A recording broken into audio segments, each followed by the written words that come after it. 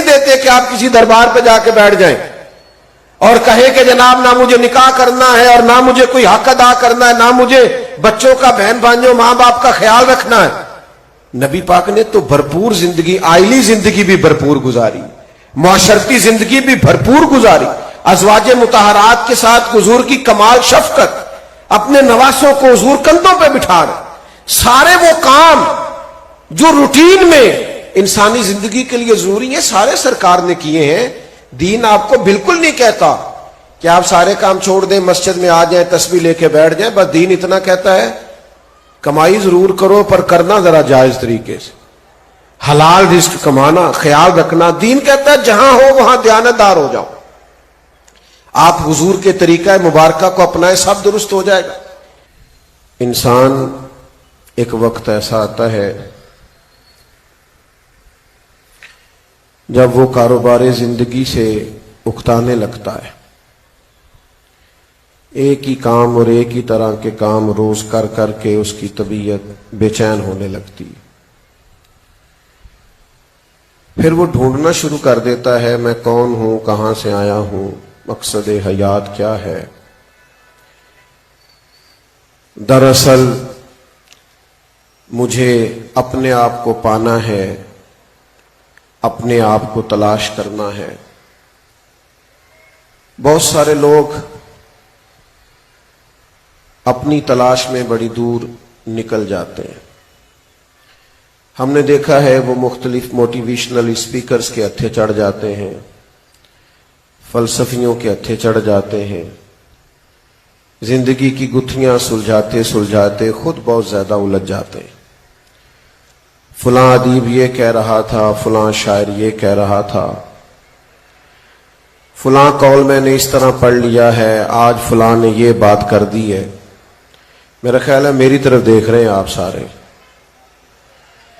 یہ انسان میں ایک وقت میں یہ داعیہ پیدا ہوتا ہے۔ دنیا میں بہت سارے لوگ ہیں جو اپنے آپ کو تلاش کرتے کرتے معاذ اللہ گمراہی کی طرف چلے گئے۔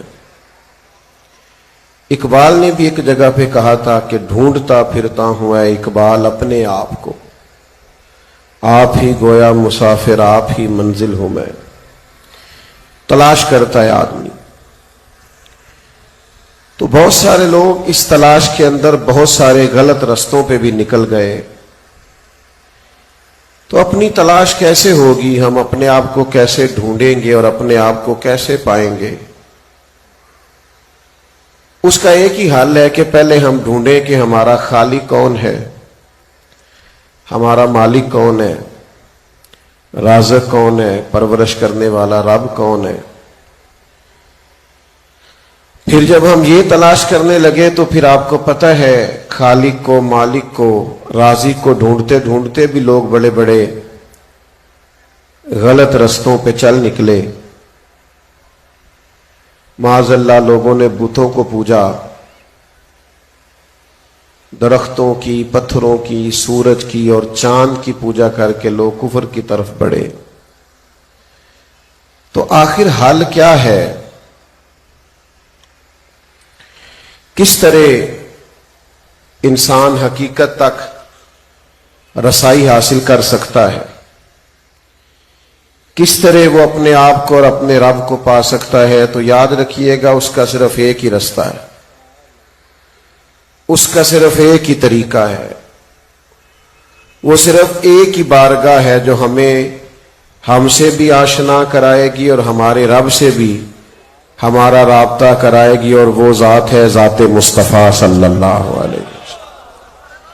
بس کریں تصویروں والے بھائی بیٹھ جائیں، پیارے بھائی بیٹھ جائیں۔ یہ کچھ سیاسی جلسہ ہے یار، حد ہوگی، دینی اجتماع، اس کے ادب کو سمجھیں آپ۔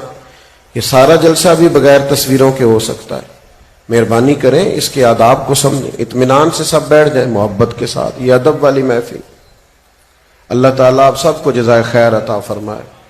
وہ تو سیاسی جلسے ہوتے ہیں نا، مطلب فوٹو کھینچ کے بتانا کہ انہیں بندے میرے نال نے، اگلا ٹکٹ میرا بند ہے۔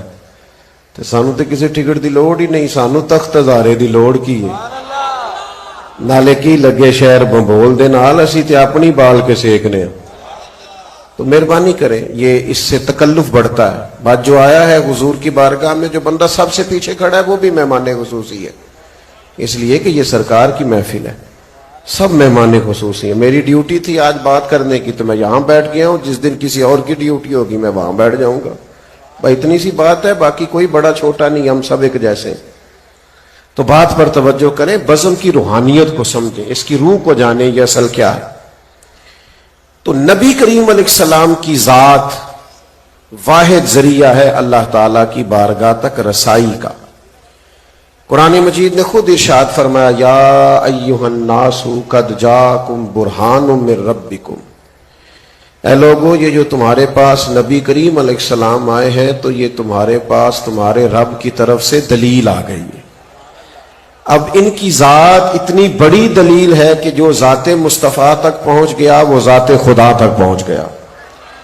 اور پھر اللہ تعالیٰ کو لوگ پانا چاہتے ہیں، اس کی معرفت چاہتے ہیں، اپنے رب کریم کی انوار و تجلیات سے فیض یاب ہونا چاہتے ہیں. اس کے لیے بہت سارے سلاسل طریقت ہیں، لوگ مختلف طریقوں سے تربیت پاتے ہیں، وظائف کرتے ہیں، تہجد میں اٹھتے ہیں، لمبی دعائیں مانگتے ہیں، اپنے آپ کو بہت ساری پابندیوں میں رکھتے ہیں تاکہ اللہ کی بارگاہ تک پہنچ جائیں. تو رب کہتا ہے مجھ تک آنا ہے تو رستہ بڑا آسان ہے. قل ان کنتم تحبون اللہ فاتبعونی یحببکم اللہ، اے محبوب آپ ان سے فرما دیں اگر یہ اللہ سے محبت کرنا چاہتے ہیں تو آپ ان سے فرمائیں میری پیروی کرو، یحببکم اللہ، اللہ خود تم سے محبت فرمائے گا. نبی پاک علیہ السلام کی پیروی کرنا، حضور کے بتائے ہوئے رستے پہ چلنا، یہی وہ ایک واحد ذریعہ ہے جو انسان کو معرفت والا کرتا ہے، عارف بناتا ہے، اس کے دل کو روشن کرتا ہے، اس کی روح کو پاک کرتا ہے، اسے اس تک اور اس کے رب تک وہ رسائی حاصل ہوتی. اور اگر کوئی کہے کہ میں حضور کی سنت کا، شریعت کا رستہ چھوڑ کے کوئی اور رستہ اختیار کروں اور میں حقیقت تک پہنچ جاؤں تو یہ ہو سکتا، اس لیے کہ یہ واحد رستہ ہے، نبوت کا دروازہ بند ہے. اب جو بھی رب تک جائے گا وہ ذات رسالت مآب کے ذریعے سے جائے گا. اور حضور تک جو بھی جایا کرتا تھا، نبی پاک تک جو بھی پہنچتا تھا وہ اپنے مالک تک پہنچ جاتا تھا.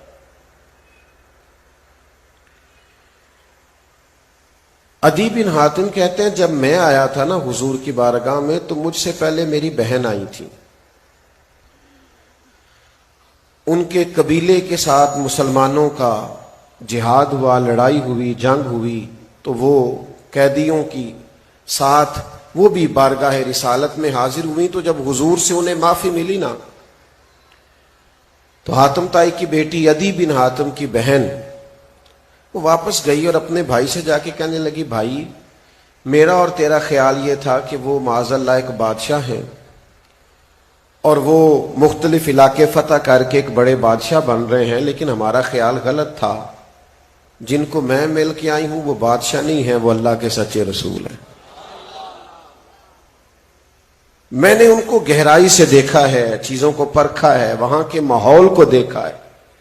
تیری حیات پاک کا ہر لمحہ پیغمبر لگے، تو میں نے لمحہ لمحہ محسوس کیا ہے وہ سچے رسول ہیں.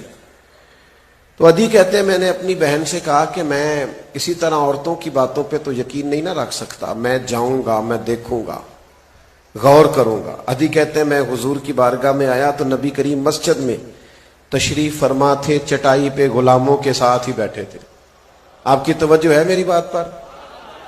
اتنا چسکا ہمیں پروٹوکول کا لگ گیا نا، وزیروں کو بھی اور پیروں کو بھی. یہ خطرناک ہے. جب آپ کا ایک مخصوص پروٹوکول ہو جاتا ہے، یہ صرف وزیروں کا نہیں، یہ پیروں کا بھی ہے، تو آپ کا اپنی عوام سے گیپ بڑھ جاتا ہے. آپ کوئی رسائی نہیں ہوتی، آپ کو عوامی مسائل کا وہ 2 4 5 خوش آمدید جو آپ کے گرد ہوتے ہیں وہ کہتے ہیں سب اچھا ہے، سارے ووٹ ہی تو نے، ہر بندہ ہی آپ کا حمایتی ہے. لیکن جب آپ عوامی ہوتے ہیں، لوگوں کے بیچ رہتے ہیں، پھر آپ لوگوں کا درد بھی سمجھتے ہیں. یعنی بہت سارے لوگ شور ڈالتے ہیں نا پیٹرول مہنگا ہو گیا ہے، غریب یہ شور نہیں ڈالتا نا، وہ کہتا ہے کرایہ 10 روپیے بڑھ گیا ہے۔ پیٹرول کا مسئلہ اس کا ہے جس کی گاڑی اپنی ہے، جس کی گاڑی اپنی، اس کا مسئلہ یہ ہے کہ 50 روپے کرایہ بڑھ گیا ہے، کیونکہ وہ تو کرائے پہ سفر کرتا ہے بس میں۔ تو ہمارا یہ معاملہ ہے کہ ہم عوامی نہیں ہوتے۔ ادھی کہتے ہیں میں حاضر ہوا تو حضور غلاموں کے ساتھ چٹائی پہ بیٹھے، اور یہ مشکل کام ہے۔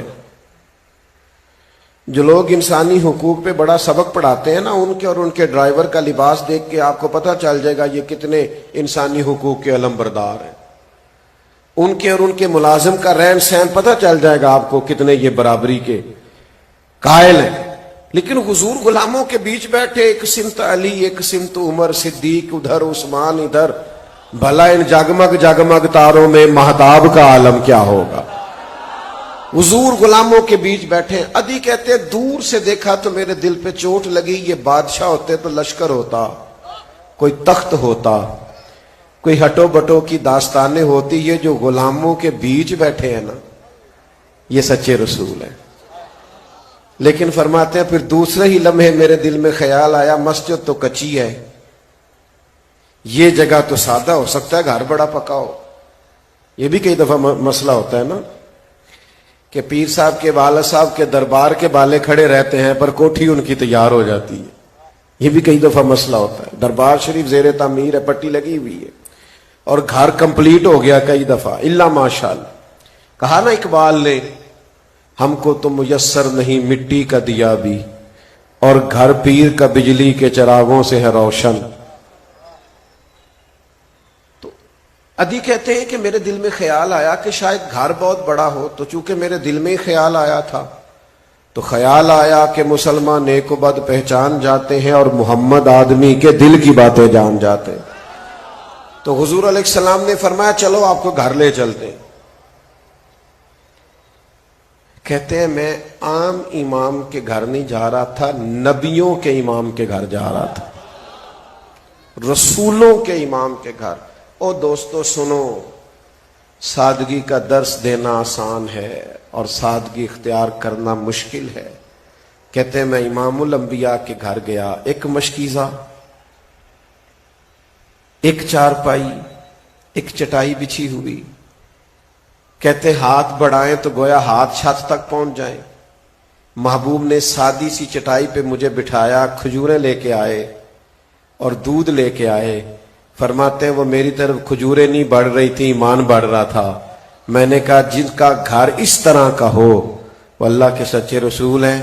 ادھی کہتے ہیں میں سمجھ گیا، پہنچا حضور تک تھا، سمجھ مجھے رب کریم کی بارگاہ تک لے گئی۔ نبی کریم تک جو پہنچ جائے وہ اللہ تک پہنچ جاتا ہے۔ ادھی کہتے ہیں میں مسلمان ہو گیا۔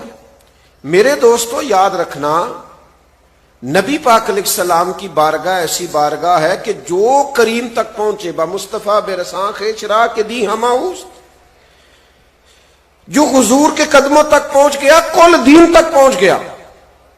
نبی پاک کے اخلاق آپ کو دین تک لے جائیں گے، حضور کا کردار آپ کو دین تک لے جائے گا۔ آپ سیکھنا چاہتے ہیں، آپ سمجھنا چاہتے ہیں، آپ بدلنا چاہتے ہیں، آپ اپنی زندگی کے اندر مثبت تبدیلیاں چاہتے ہیں، بالکل ادھر ادھر نہ ہونا، کسی موٹیویشنل اسپیکر سے اور کسی وائز سے اور کسی خطیب سے محض اگر وہ ذاتی بات کر رہا ہو تو اس سے آپ ڈائریکٹ نہ چیزوں کو لینا۔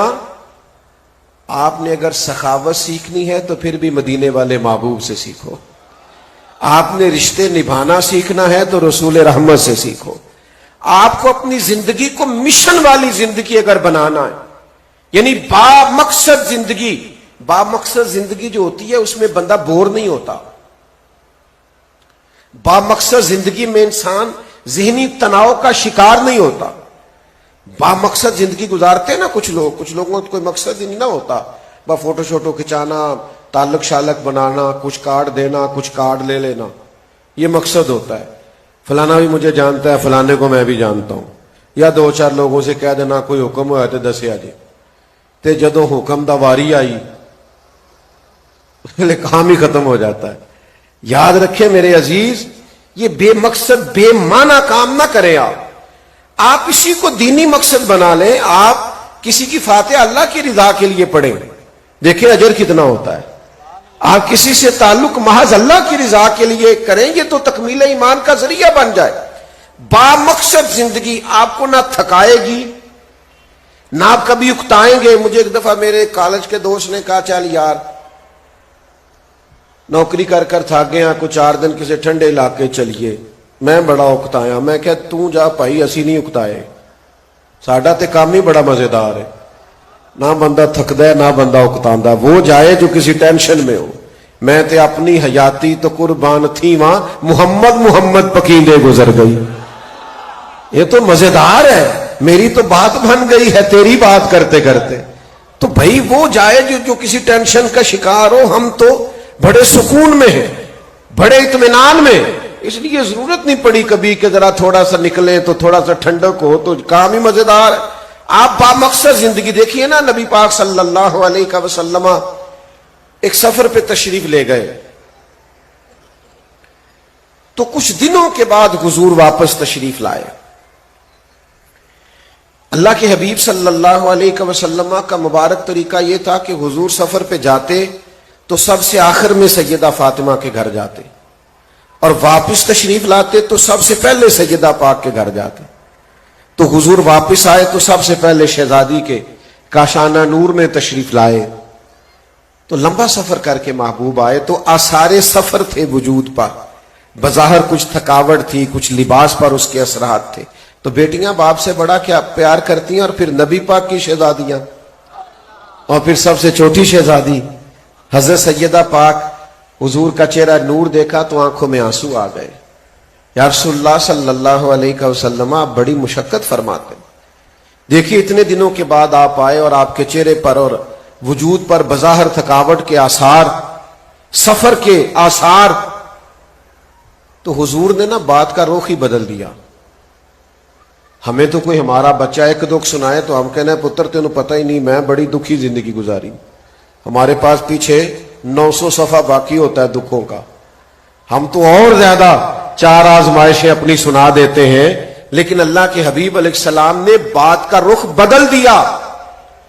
حضور فرمانے لگے, فاطمہ آپ کے والد کو اللہ نے بڑے مقاصد کے لیے دنیا میں بھیجا ہے.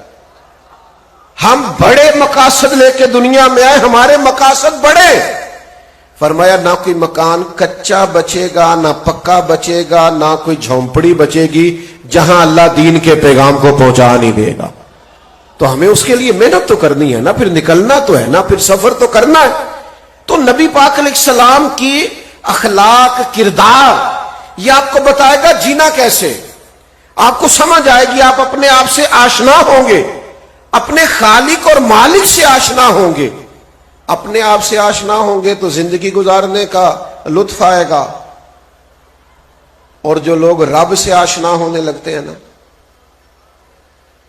جنہیں اللہ کی معرفت ملنے لگتی ہے, وہ بندے طاقتور ہونے لگتے ہیں. میری طرف دیکھو نوجوانوں,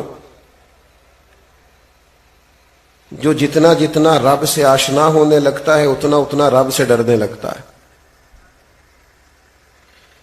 یہ کیمرے کی آنکھ آپ کو دیکھ رہی ہے تو اگر بتی چلی گئی تو, کیمرے کی آنکھ آپ کو دیکھ رہی ہے بچ کے رہنا, تو کیمرہ خراب ہو گیا تو کیمرے کی آنکھ سے بندے جز وقتی نیک ہوتے ہیں.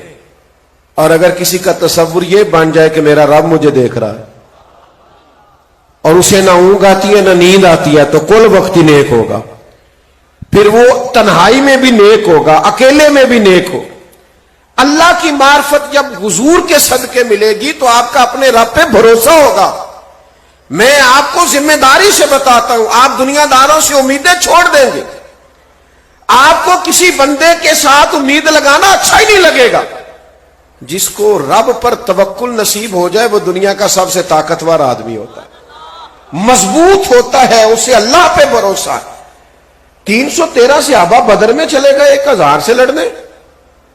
او خدا کے بندو, نہ اسلحہ ہے, نہ تمہارے پاس جنگی سامان ہے, نہ زیادہ گھوڑے ہیں, نہ تلواریں ہیں, نہ نیزے, کیوں آئے ہو؟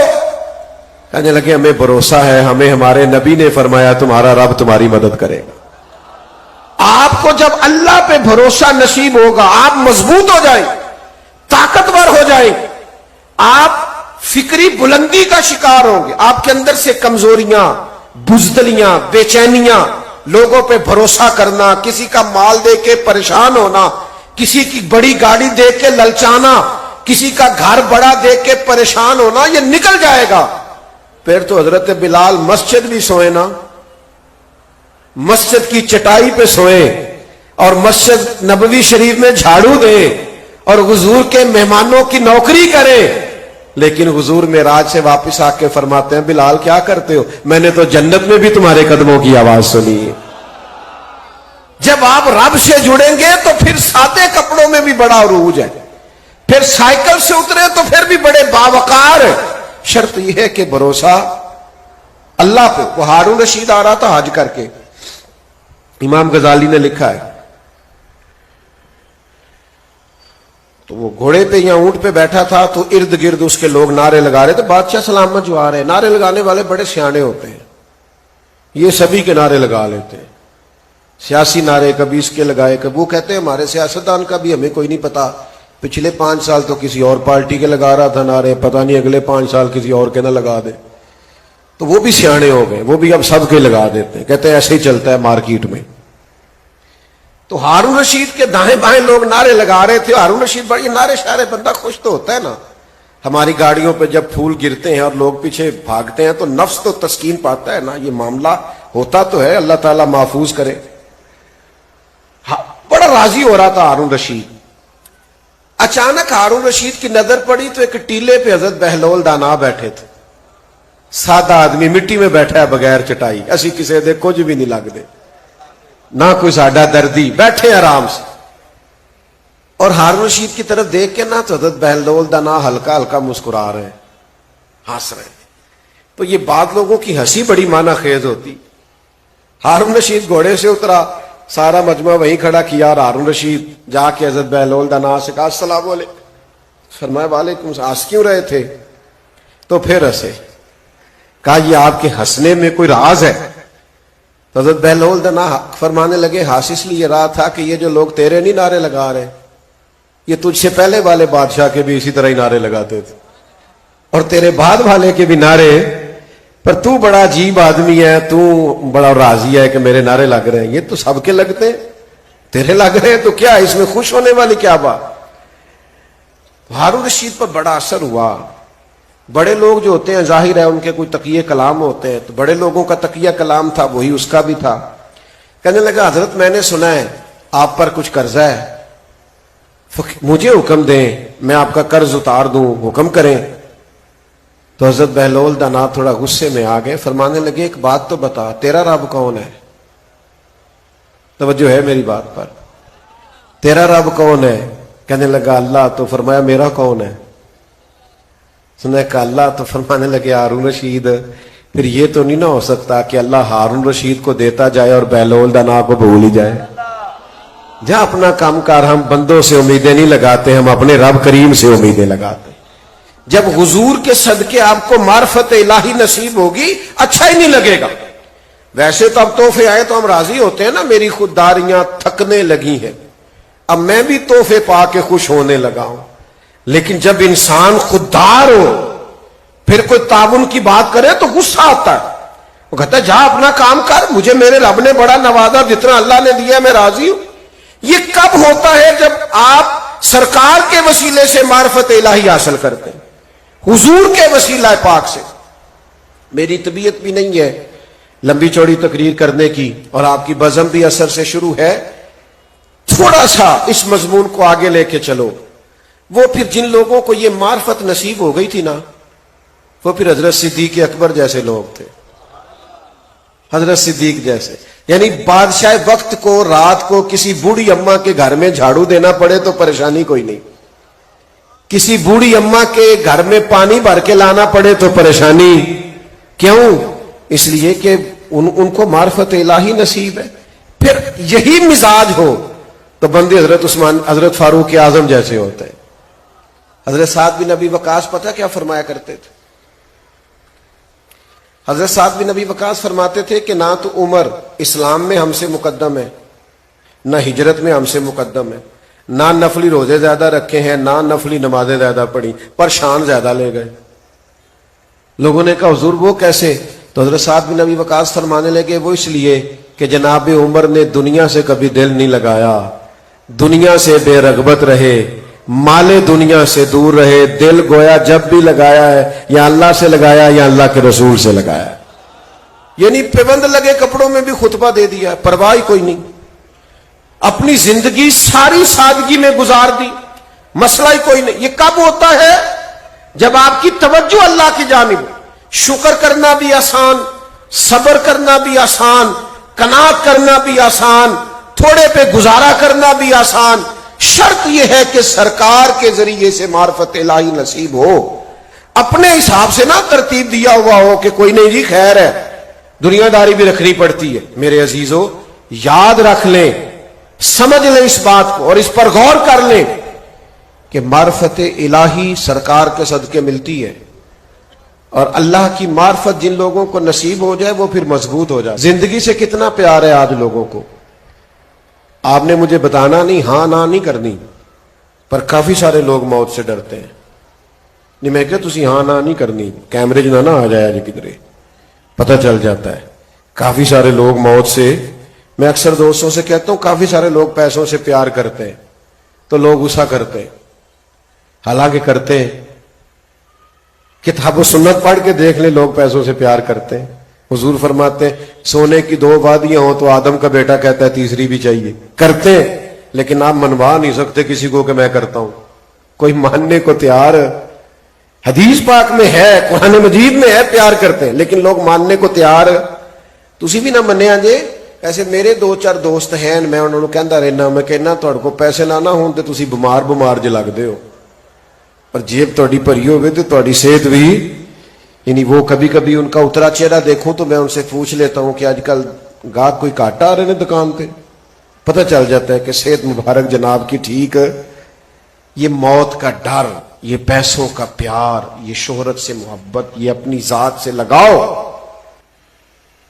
یہ کب ہوتا ہے؟ جب آپ نے دنیا سے جینا سیکھا ہو اور جب آپ نے سرکار کے صدقے جینا سیکھا ہو نا، تو پھر بندے کا حال یہ ہوتا ہے کہ کربلا میں اگر امام حسین کا سارا کنبہ بھی جائے اور جان بھی جائے تو بندہ خوش ہو کے ساری جان پیش کر دیتا ہے، اس لیے کہ اسے پتا ہوتا ہے ابھی میں نے قبر میں جانا ہے، ابھی دروازہ بند ہونا ہے، ابھی جنت کا باغ میری قبر میں بننا ہے، اور میں نے آنکھیں کھولنی ہے تو سامنے مدینے والے محبوب نے تشریف فرما۔ آج پھولے نہ سمائیں گے کفن میں آسی، کیونکہ قبر کی رات ہے ان سے ملاقات کی رات۔ تو دوستو نبی پاک کے دروازے پہ آؤ، یہیں سے آپ کو اپنی پہچان ملے گی، یہیں سے معرفت الہی ملے گی، یہیں سے جینے کا سلیقہ ملے گا۔ خلاف پیغمبر کسے راہ گزی، حضور کے مخالفت کر کے آپ کبھی کوئی رستہ پا سکتے؟ یہ جو ملنگ شلنگ آپ کو ملتے ہیں نا، کہنے معرفت دی گل ہے، نہ داڑھی رکھی ہوئی ہے، نہ نماز پڑھتے ہیں، نہ ادھر ادھر جاتے ہیں۔ معرفت وہ کون سی معرفت ہے جو حضور کے علاوہ ہے؟ نبی پاک کی معرفت کیا تھی؟ حضور 5 نمازوں کی امامت کرتے تھے، جمعے کا خطبہ دیتے تھے۔ آپ کی توجہ ہے؟ میری طرف دیکھو، جمعہ پڑھاتے، عید پڑھاتے، نکاح پڑھاتے، سرکار مہربانی کرتے، غلاموں پہ شفقت کرتے، حضور قرآن و حدیث پڑھاتے۔ آج کل جڑا ایک کام کرے ہو تے مولوی ہے، تے درویش کون ہے؟ جنہوں بالکل کلمہ نہ ہوندا ہوئے الا ماشاءاللہ، کبھی کبھی غسل کرتا ہو۔ یہ آپ نے کرائیٹیریا بنایا ہے، یہ دین کا معیار نہیں ہے، یہ ہمارے ذہن کی اختراع ہے۔ خدا را سٹیٹس کو سمجھو، معیار کو سمجھو، دین کا معیار کیا۔ سرور کائنات صلی اللہ تعالی علیہ وسلم نے بھرپور زندگی گزاری ہے۔ حضور حقوق سے بھاگنے کا معاذ اللہ درس نہیں دیتے کہ آپ کسی دربار پہ جا کے بیٹھ جائیں اور کہے کہ جناب نہ مجھے نکاح کرنا ہے اور نہ مجھے کوئی حق ادا کرنا ہے، نہ مجھے بچوں کا، بہن بھائیوں، ماں باپ کا خیال رکھنا ہے۔ نبی پاک نے تو بھرپور زندگی، آئلی زندگی بھی بھرپور گزاری، معاشرتی زندگی بھی بھرپور گزاری، ازواج مطہرات کے ساتھ حضور کی کمال شفقت، اپنے نواسوں کو حضور کندھوں پہ بٹھا رہے۔